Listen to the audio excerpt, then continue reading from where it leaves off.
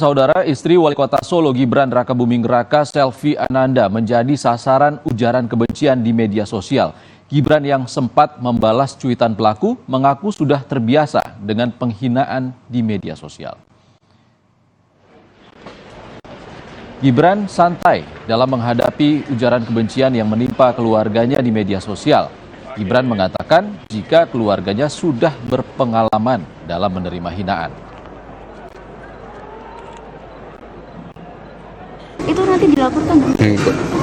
Enggak lah, anu dewe. Wis ana sing ngurus ya. Ya, makasih ya. Maksudnya apakah ada yang menghina saya di Twitter? Disuruh minta maaf nggak, Mas? Alah, santai kok itu, koyo opo kok ya.